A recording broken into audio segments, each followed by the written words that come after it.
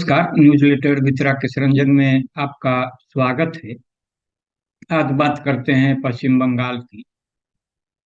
पश्चिम बंगाल में राजनीतिक हिंसा का दौर कभी वाम दलों के शासनकाल के दौरान देखने को मिलता था। सिंगूर और नंदीग्राम ये दो ऐसे कंधे हैं जिन पर चढ़कर एक जमाने में ममता बनर्जी ने 3 दशकों के वामपंथी शासन को उखाड़ फेंका था। लेकिन अब संदेश खाली की घटना ने पूरे देश का ध्यान अपनी ओर खींचा है। कहा जाता है कि उत्पीड़न होने पर पुलिस उत्पीड़न पक्ष से ही जस्टिस मांगने को कहती नजर आती थी। इस साल जनवरी में प्रवर्तन निदेशालय यानी ईडी की टीम ने तृणमूल कांग्रेस के नेता शाहजहां शेख के घर पर छापेमारी की थी। यह कार्रवाई करोड़ों रुपए के राशन घोटाले से जुड़े मनी लॉन्ड्रिंग मामले में हुई थी। तो जमशेदपुर से प्रकाशित दैनिक अखबार उदित वाणी ने एक रिपोर्ट साया किया है जिसमें आशंका जताई है कि संदेश खाली बंगाल का दूसरा नंदीग्राम बन सकता है। तो मैंने इसे आपके लिए साभार लिया, तो आप इसे सुनिए और सुने। तो मनी लॉन्ड्रिंग मामले में छापेमारी के दौरान शाहजहां के समर्थकों ने ईडी अधिकारियों को उनके घर में एंट्री करने से रोका। साथ ही टीम के सदस्यों से मारपीट की गई। इसके बाद बड़ी संख्या में महिलाएं सड़क पर उतरी। उनका आरोप है कि शाहजहां और उनसे जुड़े लोगों ने जबरन उनकी जमीन पर कब्जा किया है। उनका यौन उत्पीड़न भी किया जा रहा था।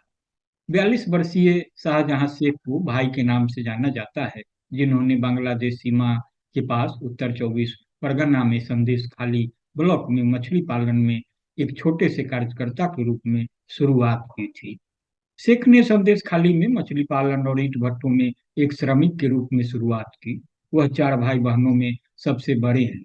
शेख ने 2004 में ईंट भट्टों में यूनियन नेता के रूप में राजनीति में प्रवेश किया।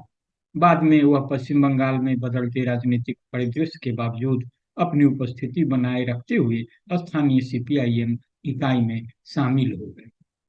उग्र भाषणों और संगठनात्मक कौशल के लिए जाने जाने वाले शेख ने 2012 में तृणमूल कांग्रेस नेतृत्व का ध्यान आकर्षित किया। 42 वर्षीय तत्कालीन टीएमसी राष्ट्रीय महासचिव मुकुल राय और उत्तर 24 परगना टीएमसी जिला अध्यक्ष ज्योति प्रिय मलिक के नेतृत्व में काम किया। वह जल्द ही सत्ता में आ गया और मलिक का करीबी सहयोगी बन गया। मलिक का 2018 में शेख को सरबेरिया अग्रघाटी ग्राम पंचायत के उप प्रमुख के रूप में प्रसिद्धि मिली। उनके छोटे भाई भी सक्रिय टीएमसी कार्यकर्ता हैं। वे भूमि सौदे सहित उसके व्यवसाय का प्रबंधन भी करते हैं। शेख क्षेत्र में संघर्ष समाधान, पारिवारिक विवादों और भूमि असहमति में मध्यस्थता के लिए भी जाने माने व्यक्ति हैं। समाचार एजेंसी पीटीआई के हवाले से एक स्थानीय टीएमसी नेता के अनुसार शेख का क्षेत्र में सम्मान और भय दोनों है। टीएमसी नेता ने कहा कि कुछ लोगों के लिए वह एक मसीहा है, उनके विरोधियों के लिए वह एक आतंक है। इलाके में उनकी छवि रॉबिन हुड की है।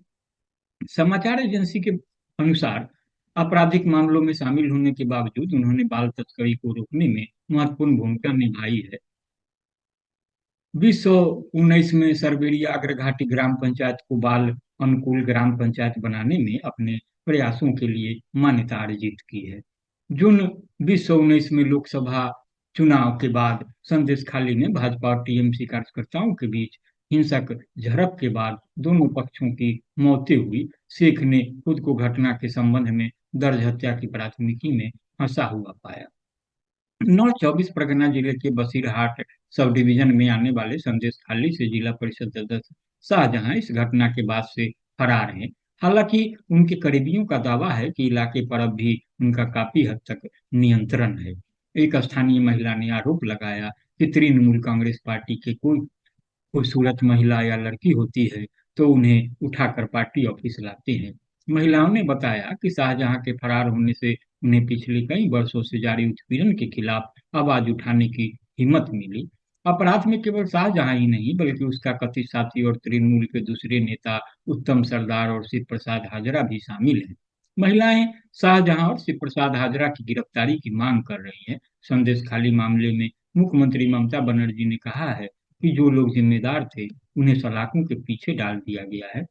उन्होंने कहा था कि स्थिति पर बारीकी से नजर रखी जा रही है। राज्य महिला आयोग की टीम ने संदेश खाली जाकर महिलाओं से बातचीत की है।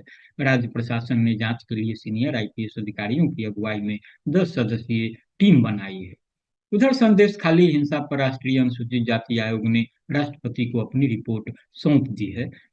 एनसीएससी ने पश्चिम बंगाल में राष्ट्रपति शासन लगाने की सिफारिश की है। वही रिपोर्ट में संदेश खाली में महिलाओं के उत्पीड़न की बात कही गई है।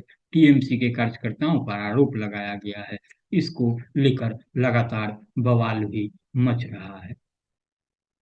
तो पिछले लोकसभा चुनाव में शानदार प्रदर्शन करने वाली बीजेपी और विधानसभा तुरंत बाद हुए विधानसभा चुनाव में भी बेहतर प्रदर्शन करने वाली बीजेपी ने इस संदेश खाली प्रकरण को मामले को लपक लिया है।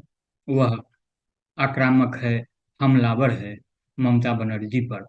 तो ममता बनर्जी अगर संदेश खाली के मामले को तरीके से नहीं संभाल पाती हैं तो हो सकता है कि जिस तरह नंदीग्राम और सिंगूर के मामले को लेकर आंदोलन चलाते हुए ममता बनर्जी ने 3 दशक के वाम दलों के शासन को उखाड़ फेंका, उसी तरह उन्हें ही खुद न सत्ता से हाथ धोना पड़े।